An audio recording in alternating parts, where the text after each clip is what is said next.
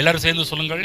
நான் இப்பொழுது இருக்கிறதை பார்க்கலாம் 1000 மடங்கு அதிகமாவேன். அநேக நேரத்தில் அநேக மக்களுக்கு இந்த வசனம் இங்கதான் இருக்கிறதா என்கின்ற ஒரு வெளிப்பாடு இல்லாமல வாழ்ந்து கொண்டிருக்கிறார்கள். அநேக நேரத்தில் பைபிள்லாம் படிக்கிறாங்க.